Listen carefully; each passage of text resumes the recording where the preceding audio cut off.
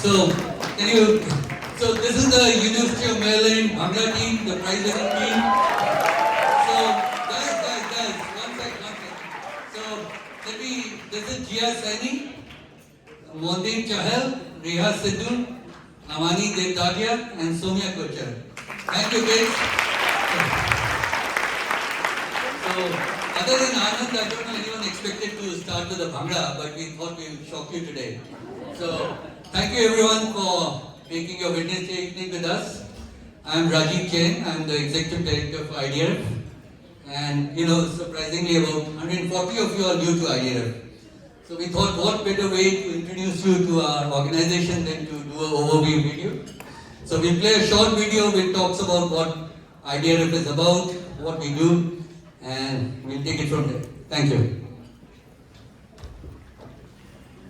Can you imagine what your life would look like without the people who believed in you, who sacrificed for you, or even without half the opportunities you've had?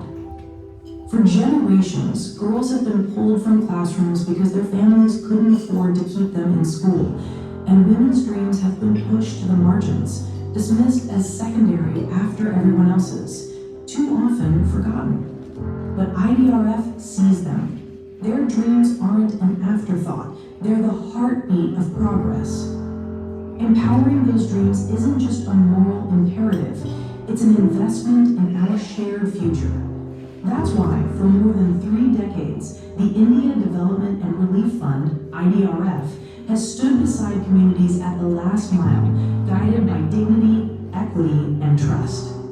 In 1988, Dr. Vinod Prakash, a retired World Bank economist, founded IDRF with a conviction both simple and profound, that lasting progress cannot rest on charity alone. It must be rooted in empowerment and self-reliance, that when communities are given the tools, the knowledge, and the opportunities they deserve, they can transform their lives and futures. What began with one man's vision has become a collective story of impact 36 years later. It has been a journey of persistence and purpose, carried by the belief that every life is worth investing in, for the smiles restored and the hope rekindled. Since its founding, IDRF has raised over $63 million, supported more than 300 programs, and touched more than 1 million lives across 23 states in India, and extended its reach to Nepal and Sri Lanka. Beyond every statistic and headline are stories that touch our hearts. Scholarships that keep girls in classrooms, training and microloans that help women open their businesses of their own, families rebuilding after disaster. And these stories ripple outward, proving that transformation is possible, and it is already happening. But none of this would be possible without you.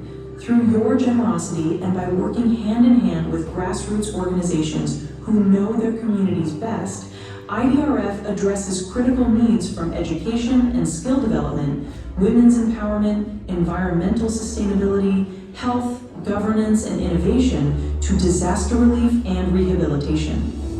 Without question, the power of IDRF is in its partnerships. More than 25,000 donors have placed their trust in this mission, and in the past year we have worked with 107 NGOs.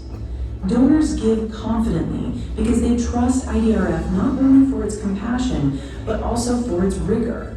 We are proud to be recognized for exceptional integrity, transparency, and accountability. We believe in a simple promise, that your generosity should go directly to the cause you care most about. That's why 95% of every donation at IDRF goes straight to our programs on the ground, with just 5% reserved to ensure excellence, compliance, and accountability. With IDRF, you choose how your gift makes a difference under the donor's preferred giving option. That means, 1, you have the option to choose a specific cause, project, or region close to your heart, or 2, make an unrestricted gift, giving us the flexibility to direct it where the need is greatest. But impact is only meaningful if it lasts. That's why IDRF supports programs and initiatives with scaling and sustainability at their core. Initiatives that grow beyond a single village, a single moment, a single grant. We have intentionally reached the underserved regardless of their religion, caste, or creed with both immediate aid and long-term solutions.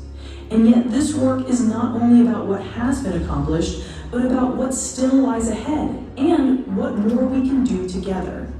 One girl's education delays early marriage. One woman's job lifts an entire family. One community's opportunity sparks the next. Change begins with her, but it never ends there. Today, we invite you to be part of this progress. Your donation is an investment in change, an investment in people, in dignity, in their resilience, and in the promise of a tomorrow where no one is left behind. We could not have done this much without you, and we cannot do more without you. Your generosity is the reason these stories have new endings. Give today at idrf.org.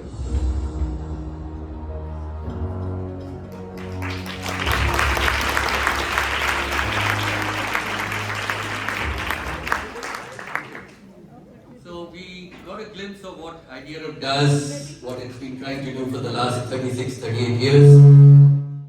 But nothing is possible without inspiration and a strong vision. And the founder, Dr. Vinod Prakash, is here with us. Let's hear from him. Dr. Vinod Prakash.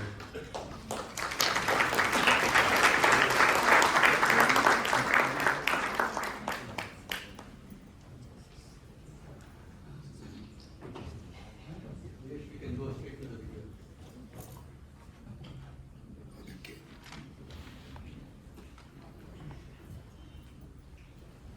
What does this fundraising gala mean to you?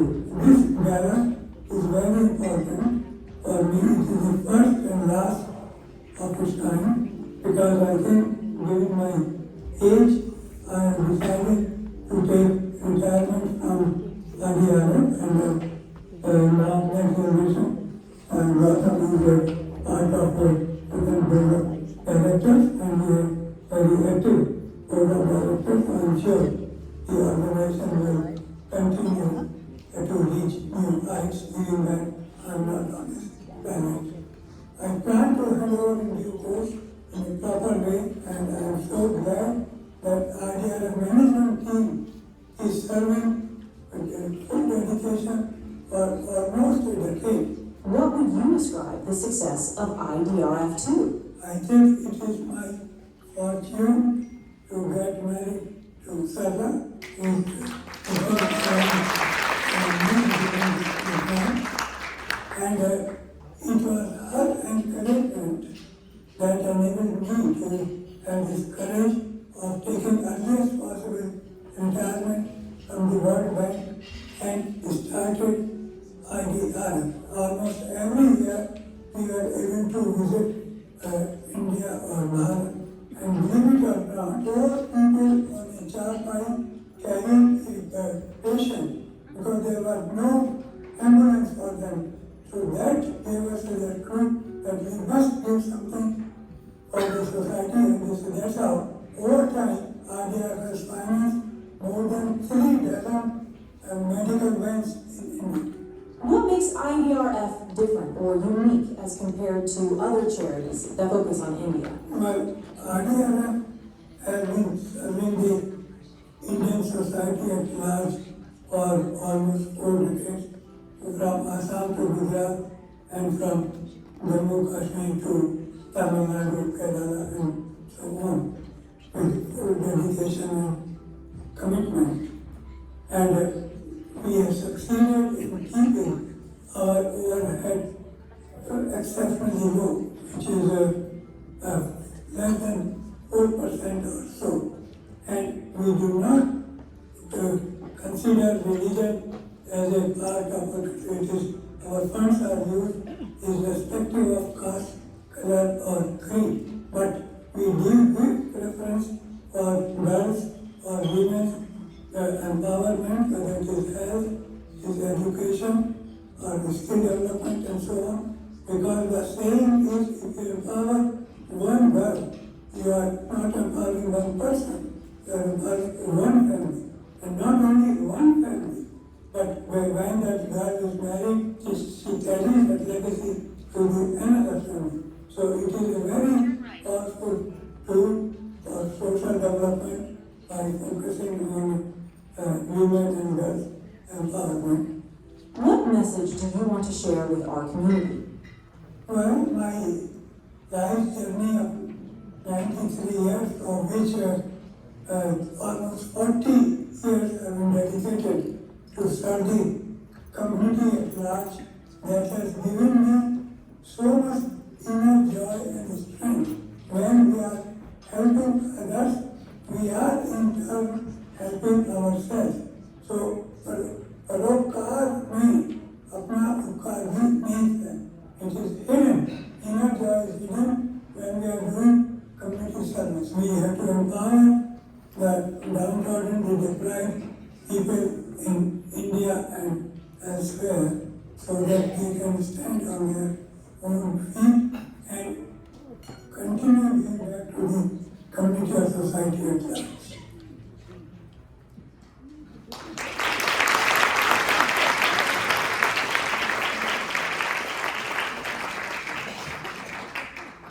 So, hello and good evening. I'm Gautam Prakash, board member at IDRF, and witness to the incredible growth and amazing impact that this organization has had since my childhood. I brought my father, Dr. Vinod Prakash, to the stage to say a few words to you all.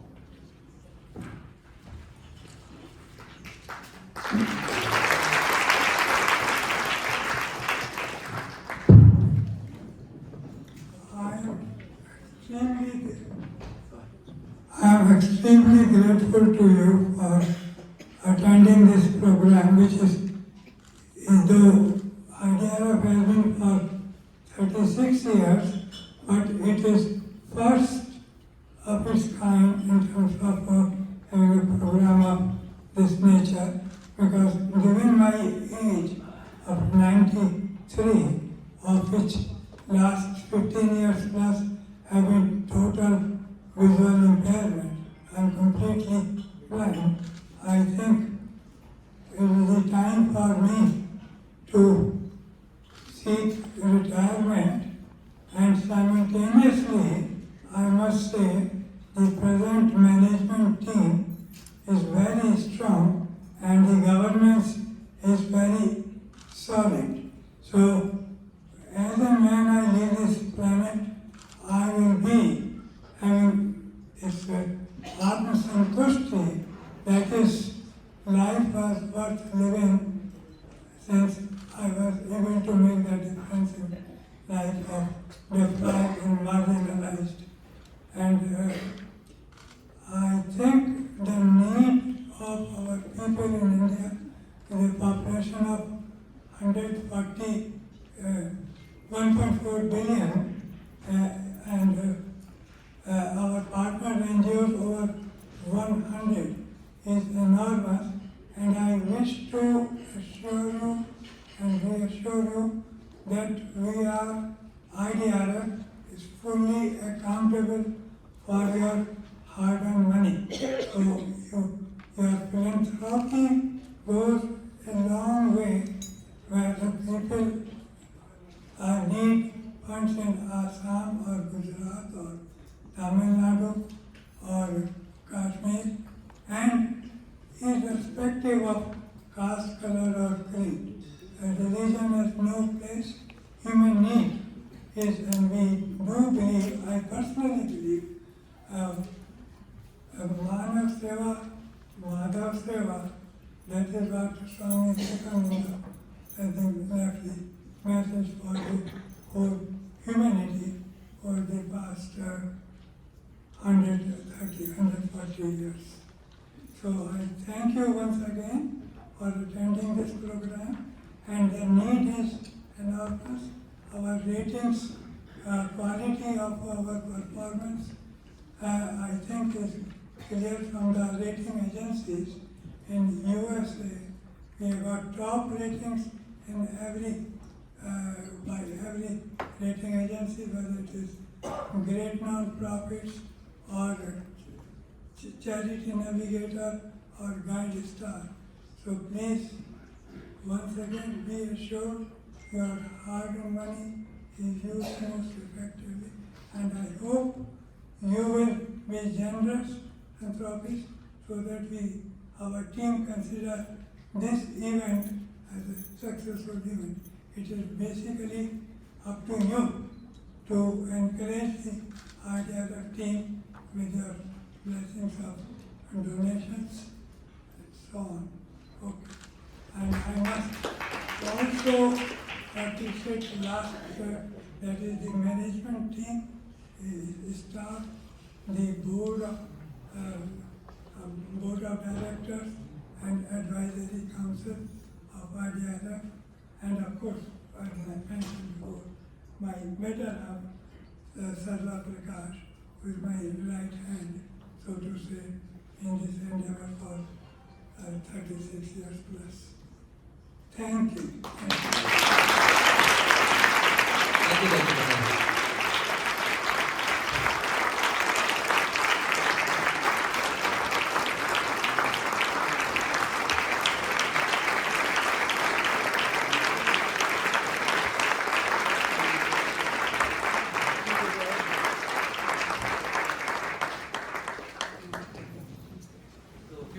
Can bear me for another 5 minutes, then the real fun will start. So I think I heard my boss say that it will make our life tough if you donate more. I don't know whether it's a good thing or not. But one thing I'll be remiss, there is a autobiography that Dr. Prakash wrote called Service Before Self. It's a real interesting tale of his livelihood and from start to beginning. We have copies of it in the corner over there. It's about $20 and all proceeds he'll donate to IDRF. So, let me also, I'll be remiss if I don't acknowledge Mrs. Sarla Prakash. Sarla ji has been, in good old days, she was the assistant treasurer, quite a lot of mailing flyers to donors, so quite an active participant in IDRF. So please,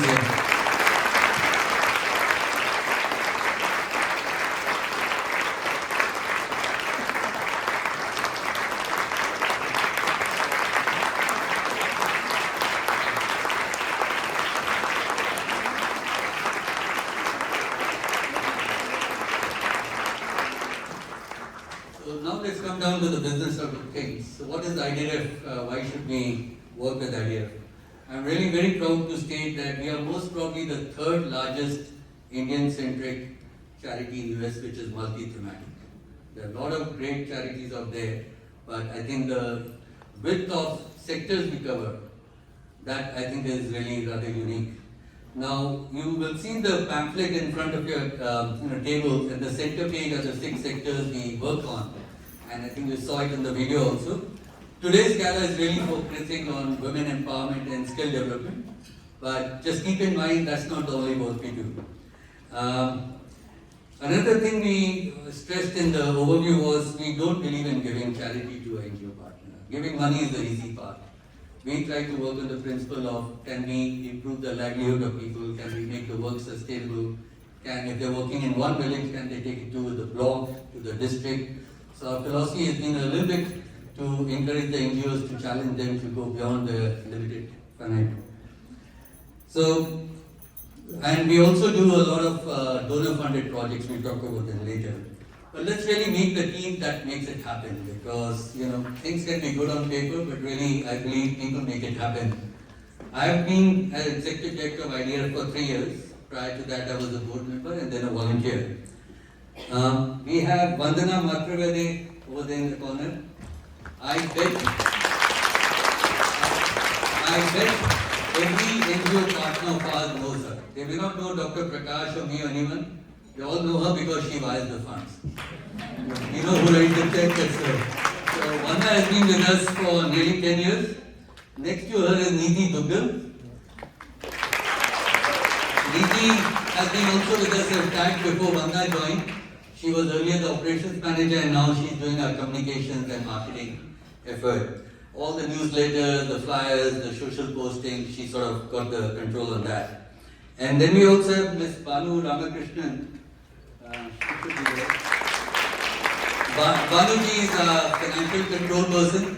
She's got her own CPA and accounting and auditing practice. She's also on the board of various other non-profits in the area. And then we come to our board. I think Dr. Prakash talked about strong governance. We really make our board members work hard. There's not one of those boards where you sit and have chai and then say, it was a great meeting. So, our board members, I'll start with Dr. Prakash, who's the chairman of the board. Dr. Suresh Gupta, he's the vice chairman. Prem Garg, he's the treasurer for IDRF. Mr. Adesh Jain. Adesh is the secretary. And Mr. Mohinder Gulati. And you all met Gautam. Gautam is the newest board member, so he works the hardest. And we also have a small advisory council. And Ms. Neetu Gupta here is part of our advisory council. Neetu, if you can wave to the people. I think we had invited some other advisory council members. I'd be remiss if I... Sudeep is there. Sudeep. Where's Sudeep? Well. So let's, for the next agenda for today is relatively simple. For the next hour or so, we'll try to present some of our beneficiaries' impact stories, because at the end of the day, when you donate, you want to see impact. It's just not a transfer of funds that we're doing. So we have also a keynote speaker. We're all very eager to hear from her. You will see her also mentioned in the flyer, Sonal Shah. And then we'll try to do a little, see if we can open up some people's wallets here. And then around 8:45 or 8:50, we'll have dinner. And then the band and all here is there for the Indian fusion band called Lal Tal. So that's what the program is. I'd like to invite the marketing event manager who made this all happen today, Divya Gupta, to introduce our MC for the evening.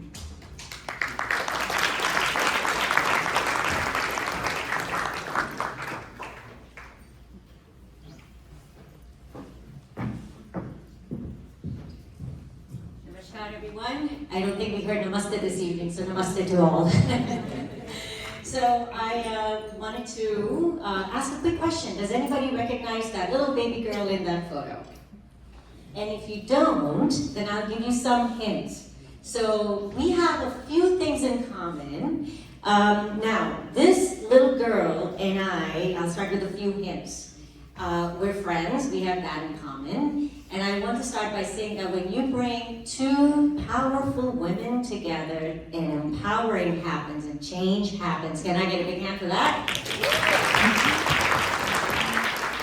And that's what we're here for, right? We're here to empower other girls and other women.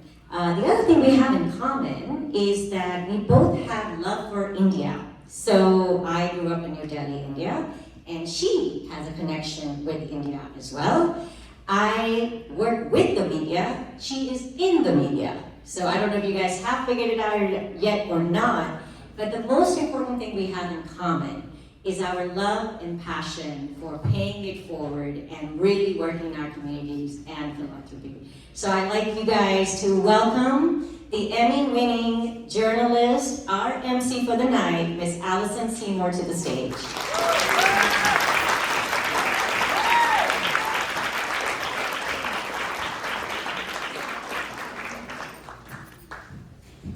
Thank you so much.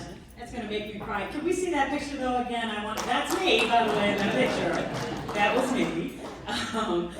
My name is Allison Seymour, and these days I am an anchor woman on WUSA 9, Channel 9 in Washington, D.C.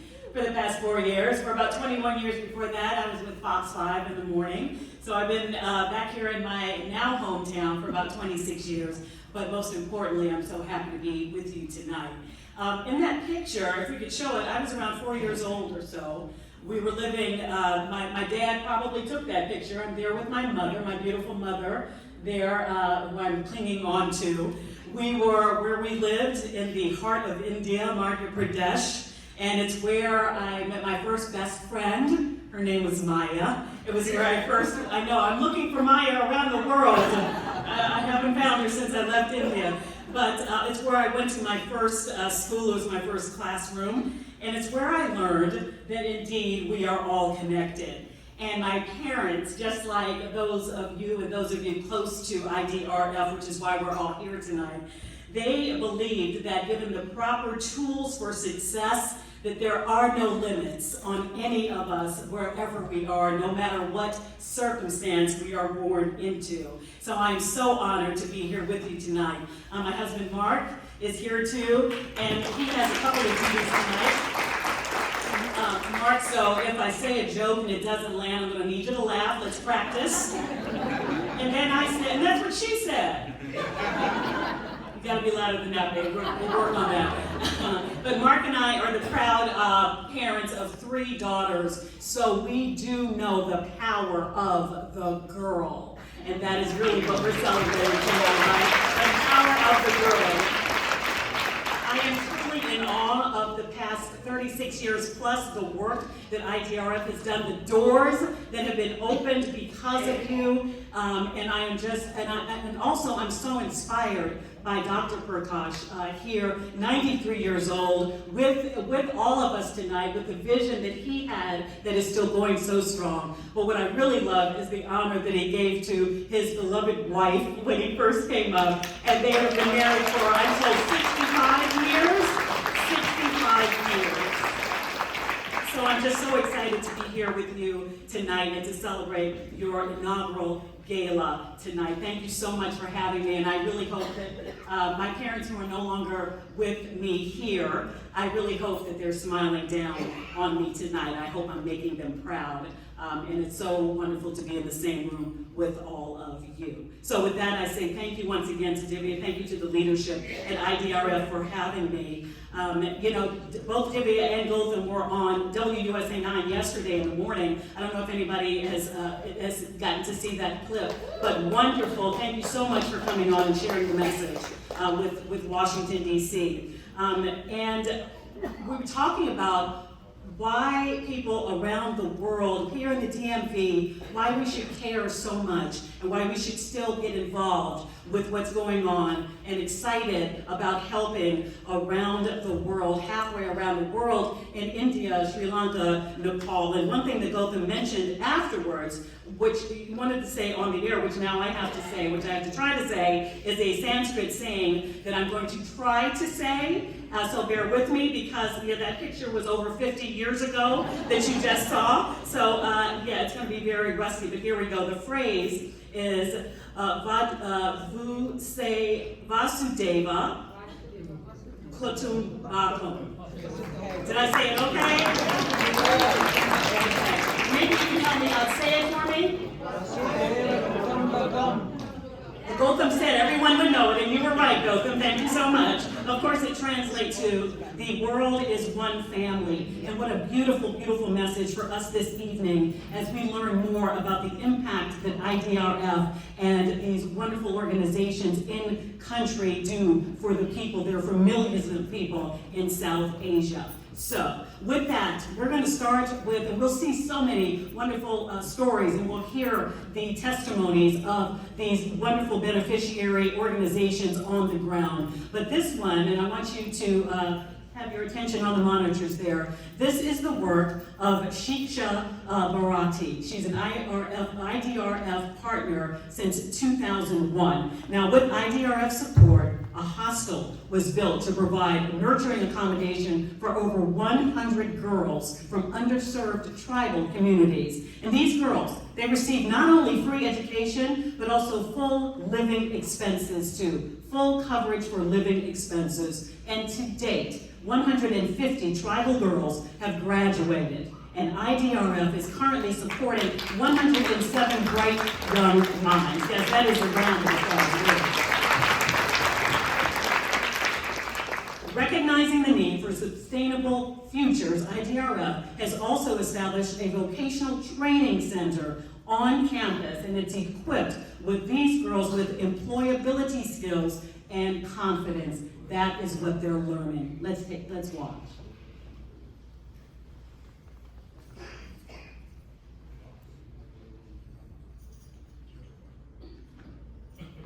We believe in empowering females to break the cycle of poverty and build a brighter future. That's why we run the Cutting and Tailoring Center and the Computer Training Center, where females receive free skill development in tailoring and computer training, along with job opportunities. मेरा नाम स्वाति गर्ग है और मैं शिक्षा भारती हापुड़ उत्तर प्रदेश की अध्यक्ष हूँ। हम साल 2002 से IDRF के साथ जुड़े हुए हैं और इतने सालों में ये जो साथ है वो हमारे लिए बहुत बड़ी शक्ति बना है, खासकर आदिवासी बेटियों की शिक्षा और उनके भविष्य को लेकर। जहाँ सुदूर वनवासी गांवों में पढ़ाई और कौशल सीखने के मौके बहुत कम होते हैं, वहाँ IDRF ने हमारी मदद की है। इस सहयोग से हमने इन बालिकाओं को छात्रावास व पढ़ाई की सुविधा के साथ साथ सिलाई कढ़ाई, कंप्यूटर जैसे स्किल्स और सेहत से जुड़े हुए कार्यक्रम और पर्यावरण के काम भी किए हैं। परिणाम स्वरूप कि जो बालिकाएं कभी स्कूल जाने से भी वंचित थी, वही आज कॉलेज तक पहुंच रही हैं, दूसरों को आगे बढ़ा रही हैं और अपने गांव में रोल मॉडल बन रही हैं। नमस्कार, मेरा नाम प्रतीक्षा शर्मा है। मैं सिक्किम के पाकिम जिले से आई हूँ। जब मैं इस कार्यक्रम से जुड़ी, मेरी लाइफ बदल गई। मैंने सीखा कि कैसे कंप्यूटर इस्तेमाल करना है, कैसे प्रेजेंटेशन बनाना है, कैसे रिजल्ट तैयार करना है और भी बहुत कुछ। मैं बड़े होकर फ्यूचर में कंप्यूटर टीचर बनना चाहती हूँ और अपने जिले में जाकर वहाँ के छात्राओं को कोर्सेज देकर उनको भी आत्मनिर्भर बनाने का अवसर प्रदान करना चाहती हूँ। धन्यवाद। नमस्ते, मेरा नाम संपी लेंगाम है। मैं असम के दिमा साउथ डिस्ट्रिक्ट से आई हूँ। यहाँ आकर मुझे स्किल्स कोर्स से कटिंग और टेलरिंग का प्रशिक्षण लेने का अवसर मिला, जिससे मैंने कपड़ा सिलना, बटन लगाना, यहाँ तक कि पेंसिल किट और स्कूल बैग जैसे ज़रूरत के सामान बनाना सीखा। अब मैं खुद डिज़ाइन कर सकती हूँ और दूसरों को भी सिखा सकती हूँ। मुझे गर्व है कि मैं अब अपने भविष्य को संभाल सकती हूँ और अपने माता पिता का सहारा बन सकती हूँ। Established on 15th March 2021, Cutting and Tailoring Center was created under Shiksha Bharati's vision to make girls and women self-reliant, independent, and innovative. So far, 74 girls and women have successfully completed this course, while 14 are currently undergoing training. This center was made possible with the generous financial support of Vina von Bos through IDRF. Computer Training Center established on 12th July 2022. This center provides computer education to underprivileged girls, both school-going students and school dropouts, aged 12 years and above. At present, 14 girls are receiving training here, and so far 77 girls and women have successfully completed the course. This initiative, too, was established with the financial support of Vina von Bos through IDRF.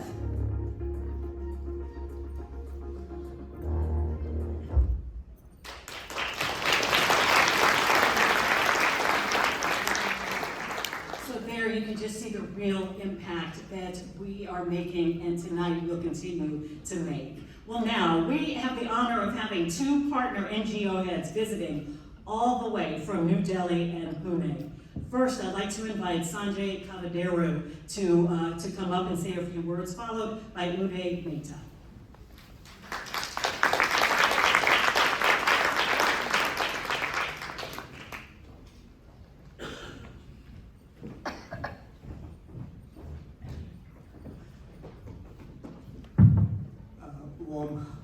Welcome to all of you who've taken time to join us this evening. I'm Sanjay Kavaderu, founder and chairperson of Action for India. We have been incorporated for the last dozen years, and our core mission is to work with early stage technology-enabled for-profit, high-potential social entrepreneurs of India in sectors like education, healthcare, agriculture, livelihood, fintech, clean tech. So the way we do our work, there are two things that have remained constant in terms of our work in these past dozen years. One is whom we serve. As I mentioned, these are the early stage social entrepreneurs. And our mission has been to identify these entrepreneurs in the early stages of the scaling journeys and then to connect them with resources to help scale the impact of their work, be it funding, mentors, technology resources, government makers, and customers. I want to, next slide please. the work among the entrepreneurs that we support, one group of entrepreneurs is of special interest to us. These are the women social entrepreneurs. A few years ago, in partnership with another one of our donor organizations, we decided to work with women social entrepreneurs. And the two entrepreneurs that I want to talk about today are, one is Akshita Sachdev, who is the co-founder and CEO of Trestle Labs. She works with a visually impaired segment of the population, and she makes access to printed and digital materials, make it inclusive access for this community so that their learning opportunities increase, and she's impacted thousands of people focused on this particular segment. And then on the right hand side, you see Dimple Parmar, who is the co-founder and CEO of Zenonco. And Dimple has been working in the area of oncology care. So she provides holistic care for these patients suffering with cancer beyond the clinical treatment, including things like nutrition, mental wellness, emotional healing, and so forth. So again, as has been said, when you kind of work with a woman, it's not just a smart decision, but it helps improve not just one family, but the entire community is empowered when you kind of work with these women social entrepreneurs, and that's something that we've been able to do with the support of IDRF. And finally, I want to kind of mention in terms of a word on our work with IDRF, there are a few things you look for when working with donor organizations. One is you want them to be loyal supporters who work with you over a long period of time. Our journey with IDRF has been for about 8 years. And like with any other organization's growth journey, there are ups and downs, but you need a partner who understands with you all the different challenges that you're facing and who's by your side as you traverse this journey. And that IDRF has very much been. Second thing that you expect them is in terms of, it's not just about the financial support. I want to kind of mention the strategic guidance that you receive from the members of the Board of Trustees like Dr. Prem Garg, who've been right there through the journey. And when COVID happened, one of the programs was we were, until that point, trying to work with doing an annual forums of social entrepreneurs, where we used to convene 100 leading social entrepreneurs and help connect them with investors, donors, IAS officers, tech executives, and so forth. But these convenings stopped when COVID happened. Then we had to pivot, and in that journey, Dr. Garg and the IDRF team was with us in helping us nerds to work with the work that we currently do, which is run accelerator cohorts, 15 to 25 entrepreneurs per cohort, a couple of cohorts in a year, and work closely with them in terms of finding gaps in the top management team, helping them pivot their business models, helping connect them with customers, investors, and partners. And so this is the kind of things that we expect from donor organizations, and also in terms of being open to being progressive and being open to new ideas. And IDRF, as you've seen in the videos and the remarks thus far, they've been primarily working with not-for-profit impact causes in India. But AFI, Action for the organization that I work with, has been primarily working with for-profit social entrepreneurs. And initially, it took a time for them to kind of get their arms around it. But once they understood the power of market-based approaches, sustainable business models, and how we are able to multiply the impact of these entrepreneurs through these market-based approaches, it's just been incredible. So thank you, IDRF. Thank you to the entire team. Rajiv Jain and Vandana have been steadfast supporters. Gautam has introduced me to Vinodji at the very beginning, about a decade ago, which led to this relationship. And finally, heartfelt gratitude to Vinodji, the dedication and the commitment through which he supported impact causes in India and AFI in particular. Thank you, sir.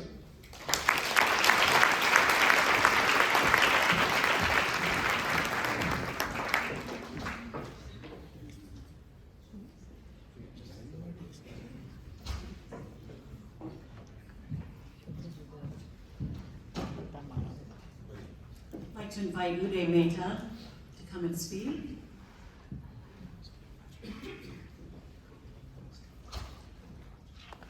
I believe he's got a bit of a walk, so maybe we could do a round of applause.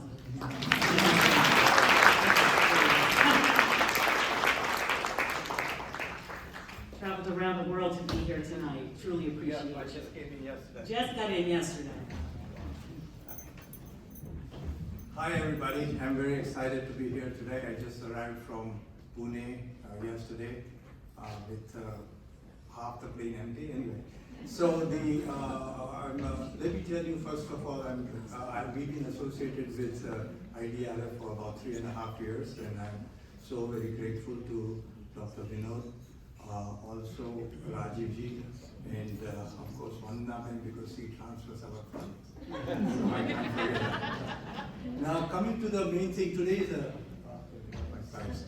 today is a topic we talk about the Nari Shakti and how are we contributing in this. So first of all, I'm the founding director of a foundation called Sid the Divyang Foundation. Sid used to be my son, and he was a divine darling son. I used to work for the World Bank, and then he developed hypoglycemia, the bone. It's a long story, I'm not going to go into that. But why it matches with the Nari Shakti, because once the child becomes disabled for whatever reason, my son got disabled when he was only 2 days old, the whole family life changes.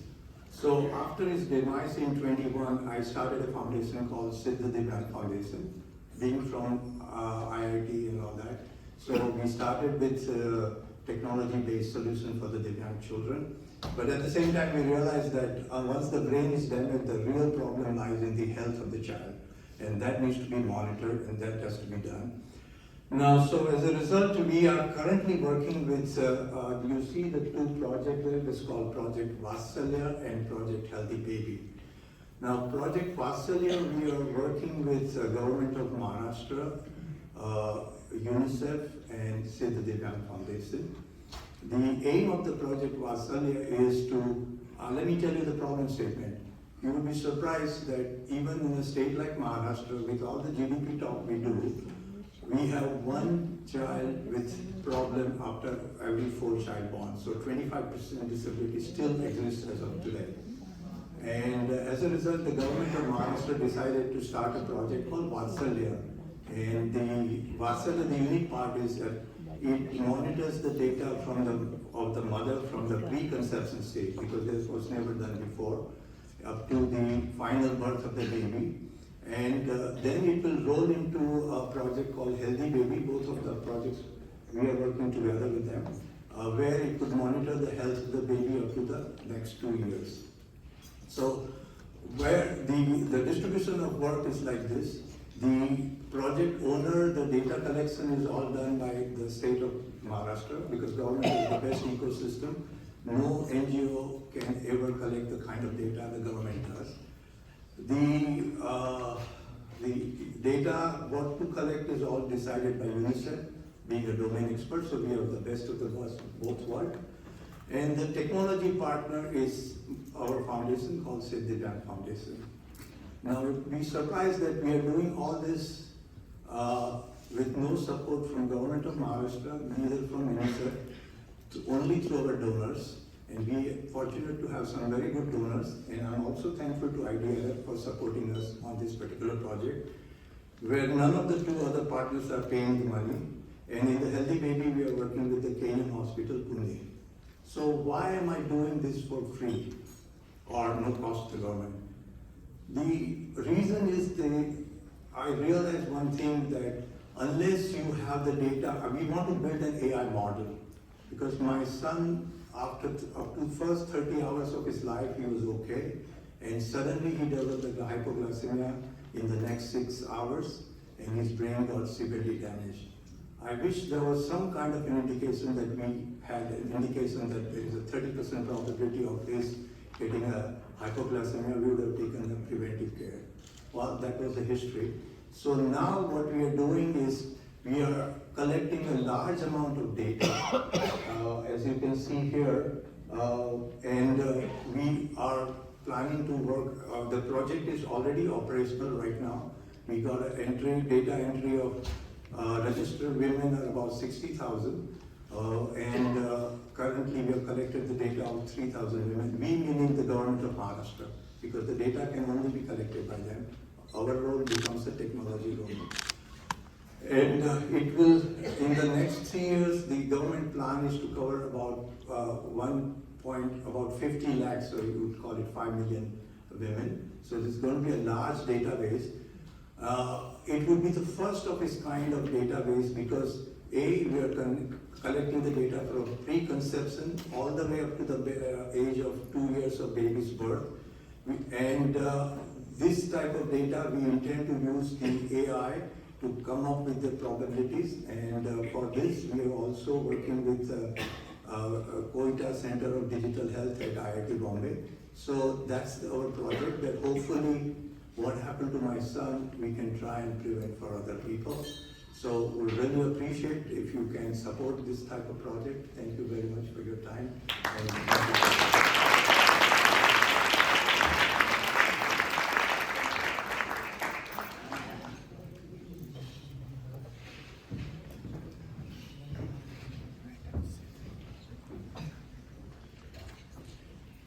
That is phenomenal work, and I think that every country around the world could benefit from the model that we just heard, so that every family can at least know what lies ahead when we are adding a new member of our family. So that is powerful work. As a mother, I really appreciate that.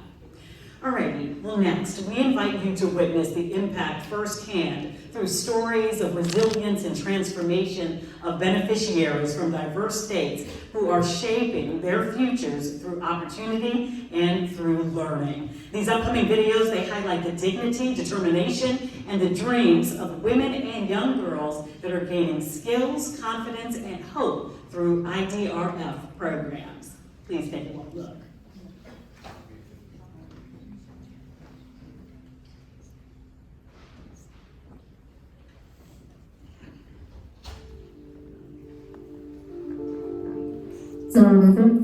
मेरा नाम कनिंगा है, मैं उत्तर प्रदेश में रहती हूँ। मेरी जिंदगी बहुत मुश्किल से गुजरी थी पहले, अपने दिनों से काम नहीं होता था कुछ भी, तो मैं बहुत परेशान हुई थी। इसमें घर का खर्चा निकलना, बच्चे की फीस भरने में ये बहुत प्रॉब्लम होती थी मेरे को। तो कलाम फाउंडेशन के आगे बैलेंस मीटिंग ट्रेनिंग लेने लगा। इसमें वो ट्रेनिंग 3 महीने को थी। वो ट्रेनिंग करने के सीखे बाद अपना काम चालू करें। इसमें शुरू में बहुत परेशान हुई थी, वो काम में बाकी क्या है बहुत परेशान हुई थी, बट वो काम सीख ली, आगे का काम कर रही। और उसमें मैंने 7,000 से आगे तक कमा लेना, जिससे मेरे बच्चे की फीस भी बनी जाएगी और मेरा घर का खर्चा जो भी है वो भी पूरा हुआ। ये काम करके और आगे भी बढ़ूँ, इंशाल्लाह आगे भी बढ़ूँगा। और हमारे कलाम फाउंडेशन IDRF का भी बहुत सहयोग से शुक्र अदा करती हूँ मैं कि वो लोग मेरे अपना सपोर्ट करें और इंशाल्लाह आगे भी ऐसे सपोर्ट है तो मेरे साथ और भी औरतें काम करें, वो लोग फिर ऐसे सपोर्ट घर का खर्चा बच्चों की फीस भरने जैसे हेल्प हो जाती है। शुक्रिया।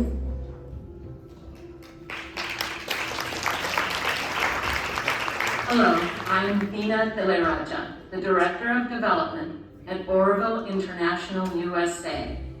With the generosity of IDRF and supporters like many of you, EcoFam, a women's-led social enterprise in Oroville, India, has been able to reach over 1,500 adolescent girls with menstrual education and reusable cloth pad kits.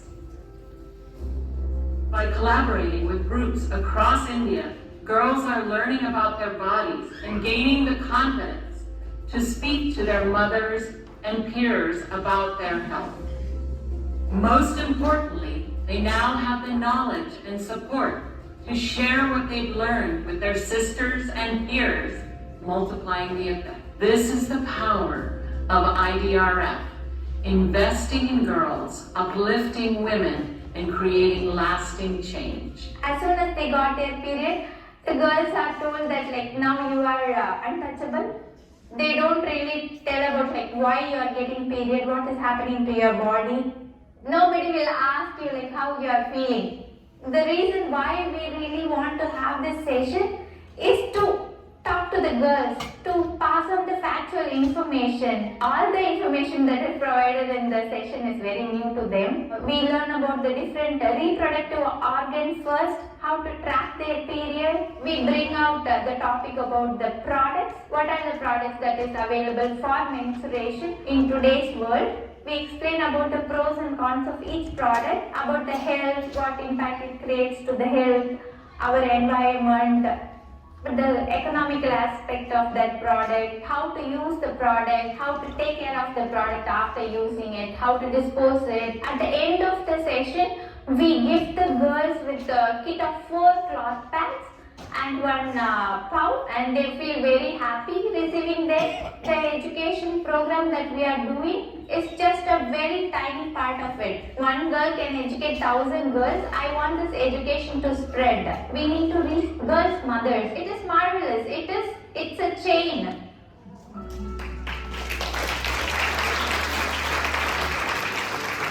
मेरा नाम दीप्ति चौहान है, इकरौली में रहती हूँ।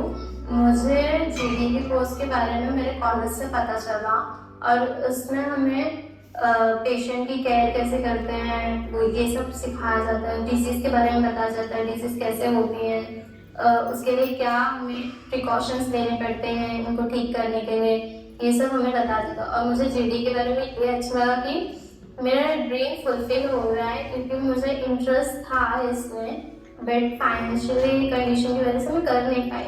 But GD वात्सल्य trust ने ये dream भी मेरा फुलफिल किया। अब मैं जॉब भी करती हूँ अच्छे हॉस्पिटल में, वहाँ की सैलरी भी अच्छी है। फैमिली में भी सबको प्राउड फील होता है कि हमारे घर से नर्स कोई है।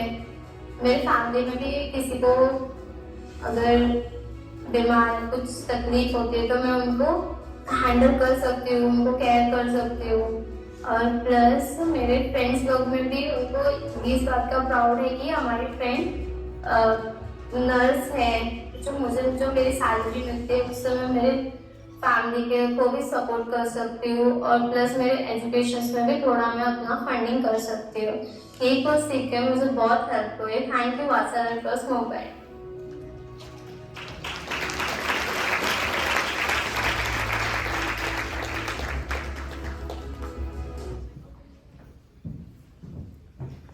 Aren't those stories inspirational? Aren't those stories so inspirational? You can see the real work that is happening because of all of you in IDRF. Truly inspirational. Well, now I would like to introduce our keynote speaker of the evening. She is Sonal Shah. And so we can clap for that because we're doing the same thing. Sonal is a transformative leader, and Sonal has more than 25 years of experience driving innovation and creating social impact. As the CEO of the Texas Tribune, she leads one of the nation's most prominent nonprofit news organizations, and we need news now more than ever, right? Is that okay? Decades later, I'm giving a hard time, but he's not looking up. Okay, he's answering the phone. Decades earlier, Sonal and her siblings co-founded Indie4. It's a nonprofit fellowship program that inspired a new generation of Indian diaspora to engage in public service and grassroots development in India. Over 700 people and countless organizations in India were impacted by this work, the work of Indie4, and the hundreds more who continue to do service in India inspired by Indie4. Sonal also founded the Asian American Foundation. She led Georgetown University's Leap Center for Social Impact and Innovation and served as an executive vice president at United Way Worldwide. She has worked in government as well as in the private sector, including leading Goldman Sachs' environmental strategy and Google's global technology and impact investment initiatives. Now you see why I wanted that second round of applause for Sonal Shah. Please welcome her to the stage.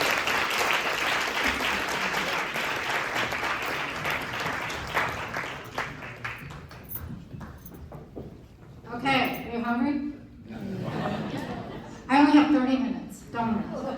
I'm just kidding, 10 minutes, I promise. I know you're hungry. I know you've heard all these stories. I know. How many of you are donors to IDRF? Let me ask. Can you raise your hands? All right, so that means half the room still has time. You've heard my bio. Let me tell you a little bit more about why this matters to me. 25 years ago, my brother, sister, and I started a nonprofit called Indie4, which you heard about. The idea was we grew up as Indians in our homes. We were American at school. We didn't always know which identity we had. And when we decided to start IndyCorps, it was really to think about Peace Corps for Indians. How can Indian Americans, how can your kids, how can your grandkids learn about India and what it means to each of you that came here as first generation? But we didn't have that connection. What we had was visiting our relatives. What we had, it was too hot. What we had is to go back and shop. But we didn't connect with India the same way that many of you did as first generation. What we wanted to do was create an opportunity for people to learn about their heritage, understand what it meant, and then bring it back to this country and reapply it in the United States. Because many of us in the United States are multi-generational. We're something at home, we're something else. We all have an opportunity to create our identities. But why this gala is so important to us is when we first started, our first grant came from IDRF.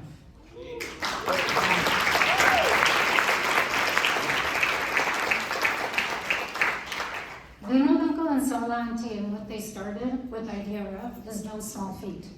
How many of you are first generation? How many of you came in the 1960s to the United States? 70s? 80s? Right? When you all came in the 60s and 70s, there weren't that many Indians around. You all created community in a way that none of us actually even understand. You went and found the Indian that was sitting at the grocery store.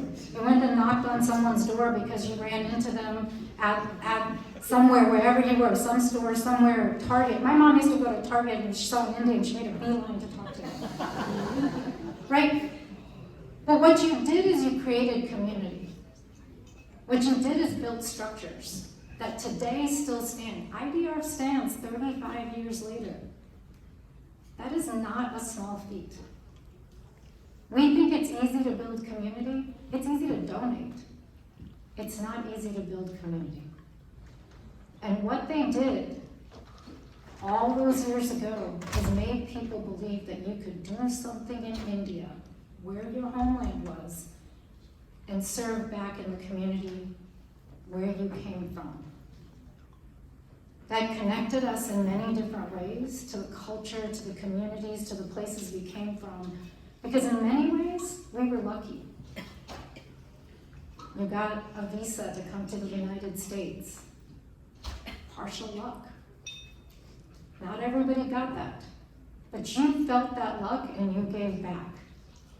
You gave back to India, you gave back to your communities here. That is what we get to continue to do. And that's what IndyCorps allowed us to do, was to find a way to give back in the second generation, to create a sense of community, and to build trust. So I want to talk about three things today. One, trust. What IDRF has done and what we were able to do with IndyCorps is we built trust in communities. Auntie and Uncle, all those organizations that you met, Sanjay, everybody else that you've met, it's not about their organization. We can talk about their organization, but what they have done is built trust with organizations and people in India. Trust is 100% what we need to do. It is easy.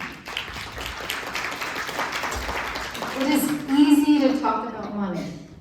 It's easy to talk about 1,000 people touched, 1 million lives touched, $63 million donated. But you know what's hard to build? Trust. Once it's gone, you don't get it back. And the fact that they have done this for this many years, that is hard to build, and that is hard-earned trust. Organizations in India don't have to trust you. You're just another donor who wants to tell us how to do our job. We're sitting here doing our work. But building trust is a hard thing to do. Trust me, we know it. When we went to India the first time, my brother went to visit 250 nonprofit organizations to build 10 partnerships. 250 nonprofit organizations to build 10 partnerships. Not because there weren't worthy organizations there. There weren't worthy organizations there that trusted us. Who are you to send somebody from the United States to come work with us for 1 year? What are you going to do for us? Are we going to have to do extra work to invite somebody to volunteer with us?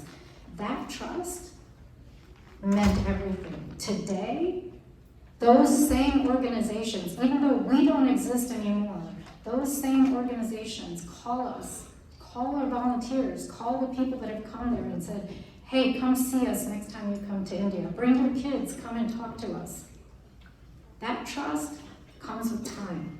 That trust comes with belief. That trust comes because we believed in them. That is what IDRF does. They believe in the people that are doing the work there, and they invest in them. It's easy to just say, I gave the money, it's done, 10 people got served, 20 people got served. But the trust that they built with those organizations, that is a faith that you can't break. That is a faith that matters a lot. The second thing I want to talk to you about is belief. I say belief because it is really hard to understand communities in India. Those families, those girls you see, the skills development programs that you do, for many of those girls to show up at those classes, it's not easy. Their parents don't want them to come. Their mothers don't want them to come. Their fathers don't want them to come, but they come. They come because they know it's hard. They come because they need to understand their bodies. They come because they get a job and their community doesn't like them because they earn too much money. But they still show up. It is not easy to be a young girl in India. It may seem easy because we see it on TV. It is not easy. When we first started in IndyCorps, when we were working in a small village in India, and we started to do classes about your health, your physical health, the mothers would tell their daughters not to show up. We had to go talk to the mothers first and explain to them why it mattered. That was 15 years ago. Still today, it is hard to do. Still today, it is hard to be a girl in tribal India. It is hard to be a girl in the slums of India. It is hard to be a girl in the villages in India. And it's not just about your body, it's about the jobs. When they get a job, when you help a mother, you help a family. You're not helping one person, you're helping the whole family. That mother will take her $2 that she earns every day, save $1, and send her kids to school and pay for that school. Anytime a mother earns an extra dollar or a rupee or whatever currency it might be, she will go give it to her family. That's the difference. That mother doesn't spend it on alcohol. That mother doesn't give it away. That mother doesn't take it for herself. She invests it in her children. So when we think about faith and belief, when we give that money, that faith, the faith you're putting in is the mother. The faith you're putting in is that girl that shows up to school, that father that allows their daughter to come to school, that brother that comes to school with the sister, because that brother is also going to learn. And that daughter that learns, she doesn't just learn, she goes and teaches her mother. That's the circle. So the impact, and the last thing I want to talk to you about is impact. The impact of the lives touched, and I can give you just our own. We had 300 fellows. We touched 700 people because of people who volunteered with us, people who came on the side and did a project with us. But that doesn't stop there. Every single one of those people touched another 10 people. Impact isn't the direct impact that I tell you. Impact is the triple impact of every single time, the third story, the fourth story, the fifth story. And I bet each of you, for those of you that came in the 60s and 70s, I bet many of you came from a village or a small town and somebody touched your life. For my father, he came from a village of 2,000 people. Of the 2,000 people, it was one teacher who convinced 200 people to leave that village and come to the United States. Those 200 people gave back to India in so many different ways, and their children continue to do the same. That impact, we don't quantify. We only quantify the first teacher, and we quantify the number of kids that went to school. But what we don't quantify is how many of you, each of you, touched every time you came here. How many communities did you build? How many centers did you start? How many people did you help along the way? How many Indians did you invite to your home because there was nobody else that would take them when they came from India or when they needed a place to stay? That quantification doesn't exist. But that's impact. Impact is because we all show up tonight, because somebody called you and said, hey, you should be at this gala. But you didn't come because it was a gala. You came because somebody you trusted asked you to come. You came because somebody said, hey, you should check out IDRF, look at the work that they're doing. They can tell you all the stories in the world, but if you didn't know someone who cared about IDRF or who cares about the program, who cares about India, you wouldn't be here. So think about the impact that any dollar, we can talk about $60 million, we can talk about 300 programs, we can talk about 1 million lives touched. But the impact is not that. The impact is all of those mothers that now put their kids through school. All of those daughters that taught their mothers how to read that we don't know about. All of those brothers that showed up to school because their sister went to school. All of those jobs, somebody just earned an extra dollar to be able to put food on the table. That impact, there's no quantification for. What we need today, probably more than anything in the world, is a faith. Not just that our money went and got spent well, but believe in the people. Believe in yourselves, believe in the people next to you, believe in the organizations that are doing that work. Because to be a nonprofit leader, that's not easy. Nobody pays you to take on more work for less money. But every nonprofit leader is putting in extra work because they believe in something. The last speaker that came that talked to you, that he's not getting paid by the government, he's not getting paid by anybody. He's doing it because he believes in something that his son went through and he doesn't want anybody else's kid to go through. That doesn't come from money, that comes from faith. That comes from belief in doing something that's right. That is what this is about. That is what this IDRF Gala is about. That is what India is about.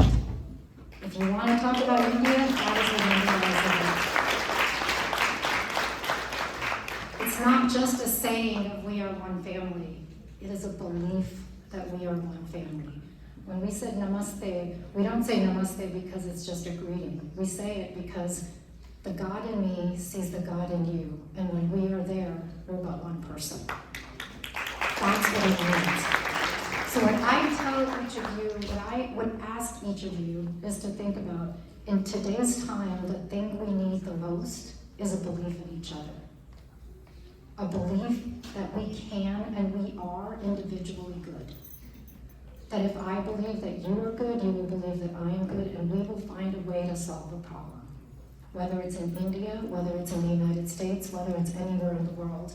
But believe in that today, because it's not the numbers, it's the belief that matters 100 times more, 100 times. And I hope we can teach our kids the same thing.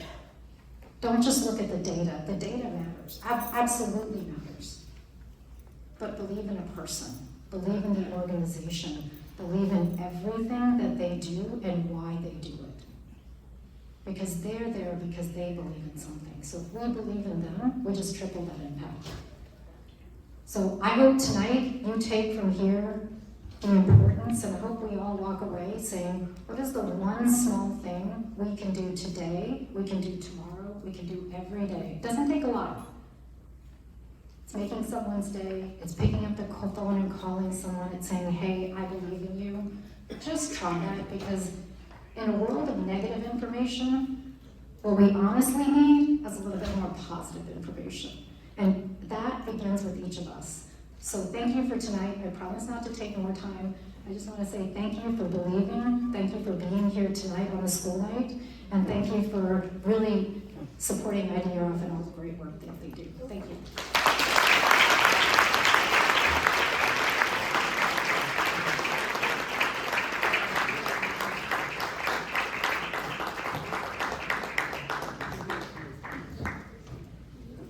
So now, thank you so much. Very inspirational. I think we'll all think about everything in that speech later.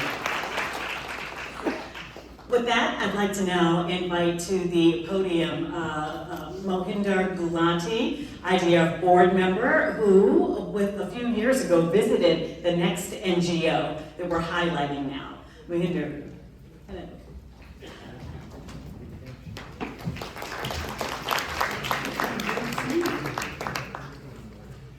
Namaste everyone. You have heard about our work. You also saw the statistics. You saw the pictures. You also heard from some of our partner organizations. None of this captures the experience, the essence of what it is until you have gone, seen, visited, and spoken to the people whose lives have been touched. I've been to, you saw that tribal girls' school. I've been there several times. One of my most memorable visits, when I see the excitement on the faces of these girls and the shine in their eyes and the hope in the future that we generate. It's an amazing experience. It's a goosebumps experience. The second most memorable visit of mine was to a project in Kutch, in the run of Kutch. It's a desert, which is a water security project. This is an area, Kutch, where Samarth is one of our partner organizations, which is improving water security there. This area is inhabited by nomadic tribes. And these nomadic tribes live in the village, used to live in the village for only 4 months in a year. Why? Because the water available was enough only to sustain them for 4 months. And then they would leave. Their children could not go to school because they're only for 4 months. Their women could not get health care. They could not even grow subsistence level food. And they will leave their old parents behind because they can't go with them. So they will leave them behind to fend for themselves until the monsoon came and those people came back. That is what that area was. And now with the water security project, which you will shortly see a video on, with that project they have water enough for 10 months. They grow food, they have livestock. Because they stay there, the government also has built schools. Now they can go to school. They have built primary health care centers. This is what this water security does. It is not just the physical infrastructure that they have created. They have also created social infrastructure, which is when you have scarcity of water, you need to manage it. So they have created community organization, we call it Pani Panchayat. They have created a community organization which assesses the water available and allocates rations for the year, and that community then maintains it. So it's not only the physical infrastructure, it's also the social infrastructure that has been created. You heard about trust, you heard about belief. The trust in our partner organizations and the belief in the cause that you support will grow multiple times when you visit a project. So I therefore strongly urge you, when you go to India next time, in your itinerary, include one of our projects. Please visit, and let us know what you feel about the project. I invite you to watch the video on the Samarth project. One of the pictures that you saw early on, there is a water wheels, because the women used to walk few kilometers to get water on their head. They will have pitchers on their heads. Just think of 2 pitchers on your head and walk for a few kilometers. And now you will hear about that from the innovator, that they created this water wheels, which is a drum. It has wheels so they can roll it. And now even the boys are willing to roll it, not just the girls. You will hear more about that on Samarth. I invite you to watch the video. Thank you very much.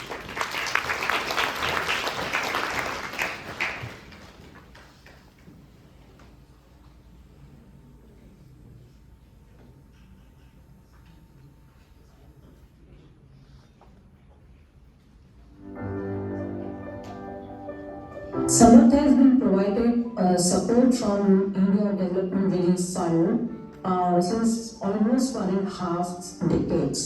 Samarth has been working in Chhattisgarh and with the urban poor in Hyderabad, and there has been a constant support to support the most vulnerable communities in these geographies which are so difficult, specifically in Kutch. Namaste everyone. Today we are in Nagavan, which is a small hamlet in Jilarwan village, and today we are at Sita Ben's home, where she lives with her fellow family members.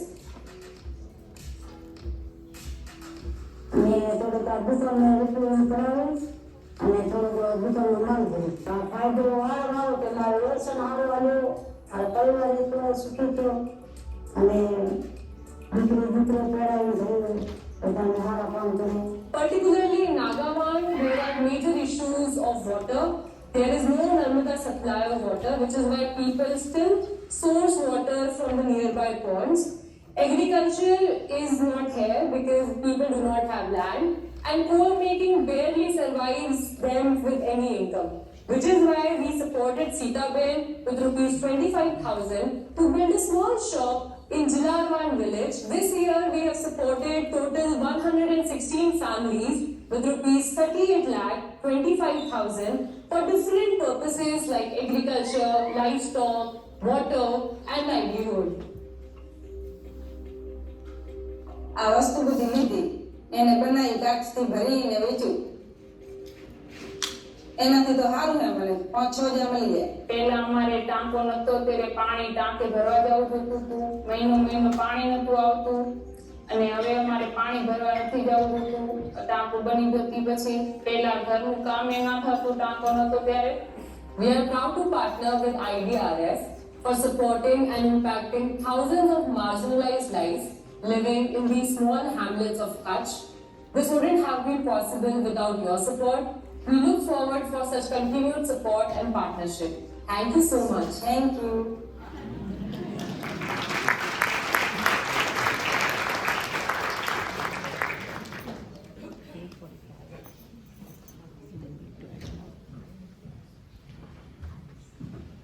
We'd like to invite Ghazala to please come up. You saw her in the video. Here she comes. Round of applause here.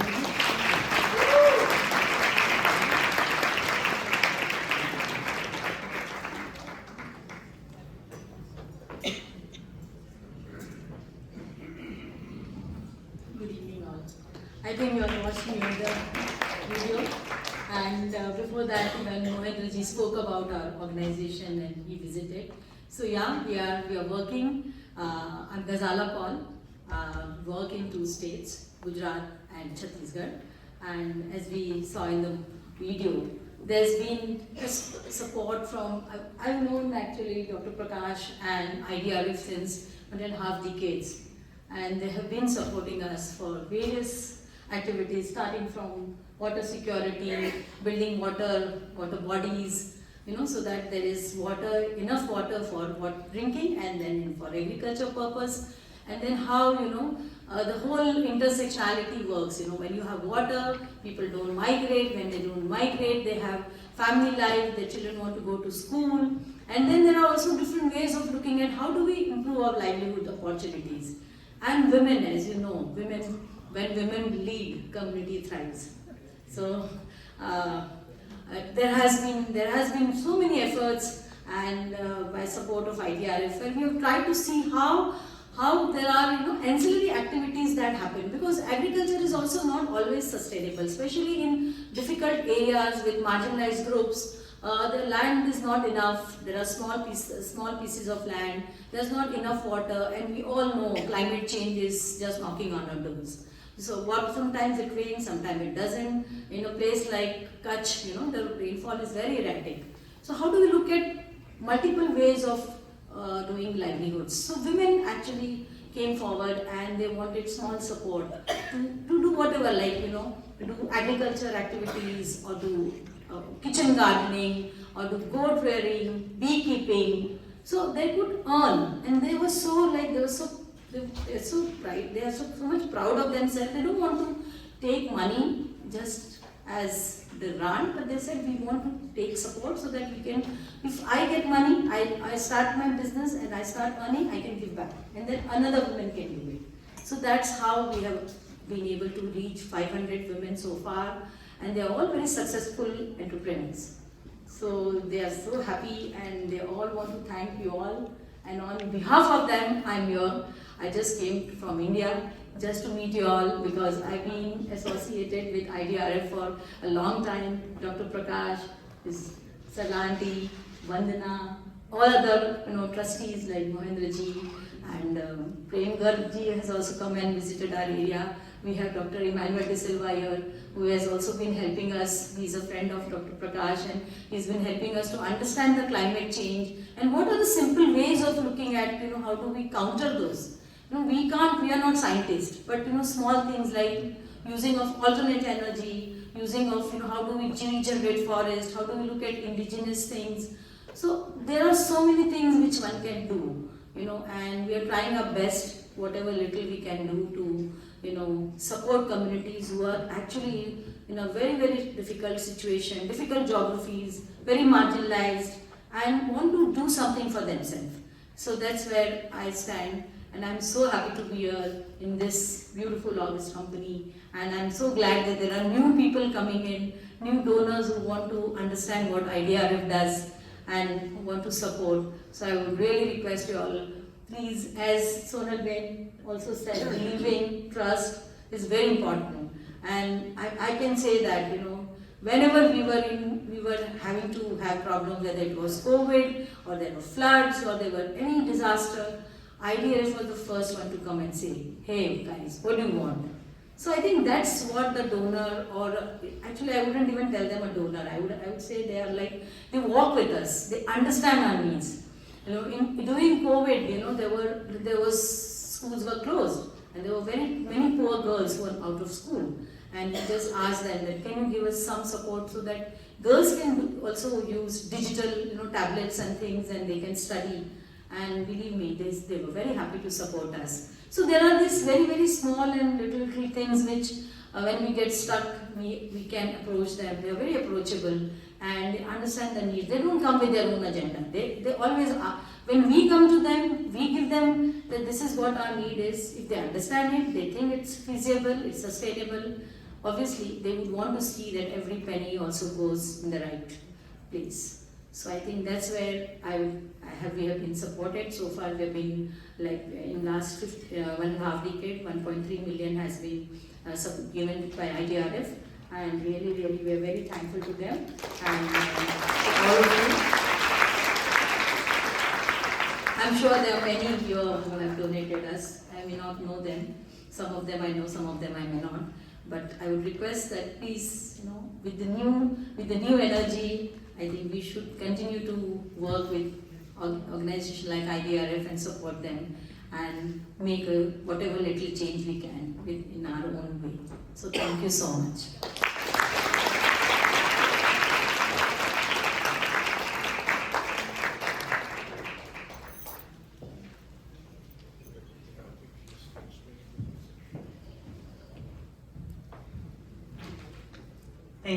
And I know you heard her say she traveled all the way from India to be with us tonight. Thank you so much. Inspirational words. Thank you also for the work that you're doing to make the journey here to be with us. We appreciate it. And something that you said about IDRF really struck me. They walk with us and they understand our needs. What a ringing and beautiful endorsement. Okay, so we've all had a good time so far. We've been inspired, right? Felt the impact of all of you, right? We know what tonight is all about, yes. There have been free drinks. Have you enjoyed the free drinks so far? I think the bar is still open. Yes? Okay, the bar is still open. Also, the gourmet meal, it's being prepared right behind me. I asked Gautam, I said, didn't we eat already outside? He said, oh, no. There's much more to come. So we've enjoyed the food, but we know also that we are here tonight to show our support for IDRF and all of the good work that IDRF is doing. This is also a beautiful fundraiser for a great organization that's having the kind of impact that we have seen on these videos, that we have heard firsthand from these testimonies, people on the ground in India running these impactful programs, touching the lives, again, of over 1 million people across India, Nepal, and Sri Lanka. So I want you to remember that, because now comes the part where we're really going in on trying to make sure that we keep all of these programs going. And to all of you that have supported IDRF for years, we thank you, because we know that without you, nothing has been achieved without your support. But we know how great the needs are. And we know that IDRF can do so much more with more resources. So tonight, yes, we are asking you to enjoy yourselves, eat, drink, and also to give as you can, and to give generously. Mark, again, I need you to laugh at the jokes and also get the checkbook ready. That's your second duty tonight. Are you ready at table 4? Okay, thank you very much. Pull out that checkbook. All right, now, IDRF has an ambitious goal for this gala. It's an ambitious one. It's to raise $500,000. Think we can get there? $500,000. So here's the good news. Half of these attendees tonight will be new donors, so new opportunities to give. Isn't that wonderful? That's such a fantastic. Thank you so much, IDRF. Right.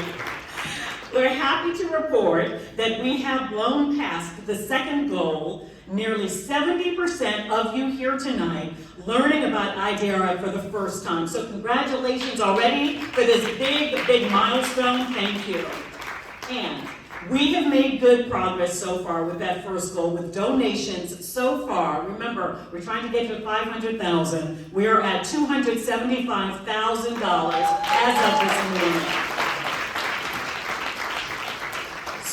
So everybody standing by, okay, over here too? All right, so we have Rajiv Jain, of course, our friend to the left. You know him well, the executive director of IDRF. And also Gautam Prakash, he's over here. He is the board member of IDRF, and of course the son of the founder, Dr. Prakash, who you met earlier this evening. So now we're going to walk through some of the different ways that you can support and the donations that are available and that you can help with. At your table, this is a little homework for everybody, at your table, you're going to find pledge cards, and inside the beautiful brochures that are in front of you, as well as a pen. We have provided everything. There are no excuses at all. You're welcome. Before they start though, I do have an exciting announcement to make, right? Remember what was said earlier, IDRF walks with you. The exciting announcement is that the Prakash family, Dr. Prakash, his son, and also their better halves, which we have met as well, they are kickstarting this Fund a Need with a generous matching grant of $100,000 for every fund raised this evening. Yes, so if all of us can get to $100,000 on our pledge cards, our gift will double in value and the Prakash family's matching grant, and that would bring IDRF so very close to that $500,000 goal that we're trying to reach. So as you listen to specific quantifiable examples of impact, please keep in mind that anything that you give truly tonight will be doubled. And what we want to do, we want to get to that goal of everybody here having the opportunity to buy in to IDRF, and not just that, but to all of the wonderful programs. in country, in India, Nepal, Sri Lanka. So, I think Gautam, are you ready? You're going to kickstart everything? You got your little Janet Jackson microphone ready to go? Okay. Gautam. Channel 9. Okay, that's right. All right, please get this show on the road. Gautam. Thank you. Can we have the first slide? So we're giving a few examples of what the impact can be at different dollar levels. So at 10,000, you can see these up here. Microloans to 50 women to start local businesses. You saw several examples of such businesses on the earlier videos. We can endow one full-time, one permanent educational seat for a tribal girl, help 10 women get out of the beadie industry into a better livelihood that treats them better and pays them better, and provide meals for a year to 100 malnourished children and women. So that's what $10,000 can do. Okay. Everybody had a chance to take that in. I think it's in your brochures too, right? All the different levels? Mm-hmm. Okay, they're in your brochures too if you want to take a second look. You can really see the impact there when we break it down. It's amazing that 50 women can start their own businesses with just $10,000. Now, of course, these are just a few examples of what our NGO partners can do with $10,000. Just gives a little taste for you. So, with that said, let's move on to the next level of giving. Hello. So for $5,000, these are some typical metrics we have that can deliver monthly nutritional packets to 200 pregnant and lactate mothers, fund a 4-year nursing degree. I think you saw one of the girls in the video a few minutes back. Set up biogas cooking units for 5 rural women, as well as maybe provide 30 ladies with unemployed women with machines and supplies to start a tailoring business. Again, $5,000 can go a long way also with helping these ladies get back on their feet. Now, as you know, we saw some women being trained in tailoring in one of those videos. Just think of how far your dollar goes, where $5,000 can change the lives of 30 women. And as Dr. Prakash said in his video, that really impacts about 30 families. So just think about that if you're looking to give at that $5,000 level. Go. All right. So the next level is $1,000. So just again, 4 examples of what it can do. And we've heard earlier, the issue that women and girls have. So we could construct private bathrooms for them. You could train. So this is, to me, one of the strongest impacts is $1,000 can train 5 women as patient assistants or private duty nurses. Give them a career in healthcare in a clinic. That's $200 a person, $200 per woman for that full training. It can train them to drive auto rickshaws or taxis. And again, education and hostel expenses for 2 girls.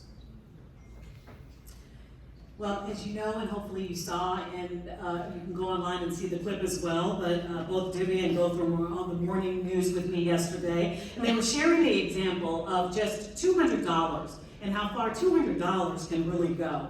It can fund training of one woman as a patient assistant or nurse, like we saw in the video earlier. And when I see the cost of education here in the United States, our oldest daughter is at Howard University College of Medicine, and when I think of the debt that she is already in as a 3rd-year student at Howard, I can just really attest to the power and the awe of $200. Not much more than a cost of a nice meal maybe for you and your family, how it can change the trajectory of a girl's life, and not just that girl, of course, their entire family. All right, well now let's see what Rajiv has in store for us next. Well, things are still exciting at $500 level. You can see over here, 7 girls can get a bicycle in rural India to get us a commute to school. We can sponsor 4 vocational training shops for women. And also, ladies want to work in getting a small agri-business. They can start with fruit bearing trees, 20 women can be supported there. So all these are examples we have taken from some of our, women-led projects that we have done. There are obviously many other examples we have in other sectors too. But Okay, and just looking at that slide, $500. I know a lot of us in this room are parents, And when you think about providing transportation for girls to get safely to and from school, that really hits home for me, especially as I shared, Mark and I share 3 daughters, and just the thought of them not being able to get to where they're going safely. And $500 providing 7 girls in rural communities safe passage to school is extremely, extremely impactful. I just love another example of helping women generate their own income from agriculture by selling fruit from their own trees. And this is great for our planet, it's great for these women, and it only costs $25 per family. Simply incredible. All right, now for our final giving level, it's $100. And the reason that IDRF is putting this one up and sharing some examples of what $100 can accomplish in marginalized communities that they serve is that we're hoping for close to 100% participation this evening as possible. And I just wanted to say that once again. We're hoping for 100% buy-in for women and girls. And as we know, as we were speaking with Sonal's speech as well, that's just not one person. How that ripples through communities this evening. So what we're really asking, we're asking for 100% buy-in for everyone here this evening, if possible. We hope that every family here can have at least $100 to give to IDRF in this programming, since I know that it would be amazing. This is the first gala for IDRF. This is the inaugural gala. So wouldn't it be great for 100% participation this first year? So with that said, not too much pressure, but pressure. Okay. For our final giving level, we'll go back to you, Gautam. Thank you, Allison. So, previous slide, please. So, there are countless examples over 36 years, 325 NGOs, $70 million of what $100 can achieve. So, here are 3 that we thought are quite timely. I mean, the last one on the far right, digital access. We all know how important that is in the world we live in today. So 60 girls with a digital tablet library can continue their learning after school. You can treat 10 women around their health who have anemia in tribal communities. And then the example that Mahinderji gave about water wheels, $100 essentially funds 6 water wheels for village women to not have to carry the water on their heads for many kilometers. So again, there are countless more examples, but these are a few.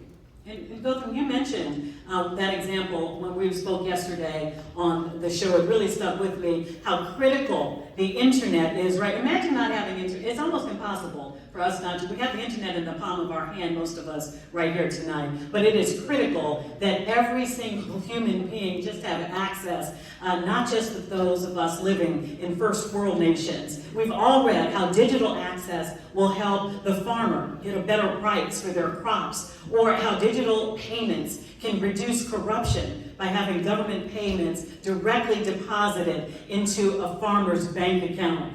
We know this, right? So here's an incredible example around global or digital access, funding a digital tablet, a library for 60 girls in a poor village for just $100. 60 girls. Not even the cost of a night's date night in Chevy Chase, Maryland, downtown DC. Heck, Taco Bell for 15 people, you can't do it for $100, but this is a lasting gift that you can make.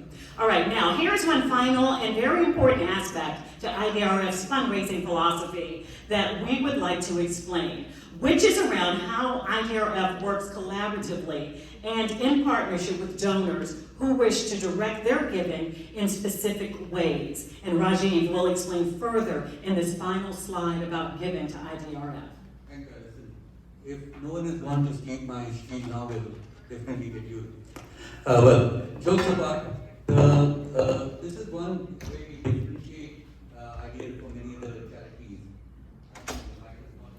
We can't hear you. Okay, well, so what we do is, maybe I'll come up with this.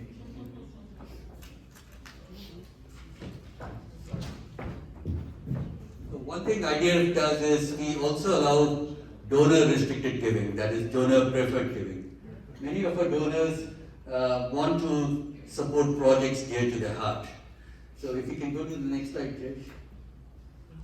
So we classify all the donations in two buckets. First is the unrestricted bucket, which is you give us the donation and we use it as we see best, based on our guidelines and all. And the other is restricted giving, where many of our donors who have emotional connection with the village or the town or the home where they grew up from or their father or mother grew from, they want to do something good for that place, maybe set up a small primary health center or maybe a school. So that's what is restricted giving. The donor works with us, we work with the donor, find a qualified NGO partner in that place. We still apply all the standards of compliance from Indian government, US government. Project has to stand on its head. I think one thing we didn't cover till date is, yes, the NGO needs to be good, but there still has to be a project that can stand on its leg. Ghazala mentioned the feasibility we do. Sometimes you get ridiculous projects. Someone wants to give 2 crore rupees to build a 13-story hospital to take care of 50,000 patients a year. I mean, we don't need any high school maths even to figure out that's nonsense. So we work with the donors. We try to meet their aspirations. And basically, as we are a non-profit or a public charity, all the donors enjoy a tax break also. So this is one specific area that IDRF works, which if you want to explore, you need to most probably talk to us. It's not really on your pledge cards, but I thought I'll put a pitch for that because as such 80% of our donors do that. Thank you. Thank you, Rajiv, and thank you, Gautam, for sharing just some of the specific examples of your impact as you give. I think it helps all of us to visualize what our collective investment in IDRF can achieve. As you all probably know, producing this evening has been no small feat. It has been an intense experience again. This is the first gala. The first one is always really hard, the inaugural gala, where we're all here together. But the small team at IDRF has really worked so hard. Everything that you saw and heard tonight, from the banners that are across the room. When you came in, wasn't it the first thing that caught your attention? These faces and the impact, that's all from the team at IDRF. The videos, the inspirational speakers, to even the brochures and the pledge cards that you are filling out. I hope everybody's filling them out. Filling them out right now, okay. All of was created by scratch with love. So let's give the IDRF team a round of applause for their hard work. And you know what goes even further than applause? Is your donation. So let's show the team that you care by just opening up your hearts first of all, and then also your wallets, giving whatever level you're comfortable with this evening. So that's my preaching for tonight. But rest assured, as you lighten your wallets, we will be sure to also fatten your stomachs. Now that was this joke over here, but did again. So that I thought it was really funny. Okay, maybe this is how I delivered it. Now that we have lightened your wallets, we will be sure to fatten your stomachs. Dinner is right around the corner, and really the only thing standing between a gourmet, delicious Indian meal is the pledge cards that's in front of you. So, what we would love for you to do, if you wish to do so, if you wish to pledge or to donate amount tonight, is just to complete the pledge cards in front of you. And remember that any gift that you can make truly will be appreciated, but also doubled by the Prakash family, up to $100,000. You can get by credit card, you can get by debit card, the QR code that's in the pamphlet if you wish. You can pledge now, you can mail a check later, you can send your funds through Bank ACH or transfer shares or whatever to make your charitable contribution. I heard that gold is really up. You can do it through gold if you wish to do so. Through your IRA, if you've reached the tender age of 73, you can do it that way too. Okay, that was also a local joke. Did it hit? If you're 73, you can use your IRA. I'm sorry, that one wasn't in this thing. Okay, please note that all your pledges will be kept confidential with IDRF. No names, no dollar amounts will be socialized with anyone. No risk of getting doxxed with us. We're not going to put your information out there. So our team is available to answer any questions that you might have, particularly if you're thinking about that donor preferred option, which is really, really special. Or if you'd like to support a particular NGO or a particular geographic area in India, as Rajiv mentioned. So Look, we have deep experience in helping donors receive tax benefits also, while providing and supporting specific charities in India that they care most about. So with that, continue to give. I want to thank you for allowing me to do that big pledge push here, because we know we're all here tonight to support the wonderful work of IDRF. Can we just give ourselves a round of applause for giving? Before I call everyone to eat, I would like to introduce the band.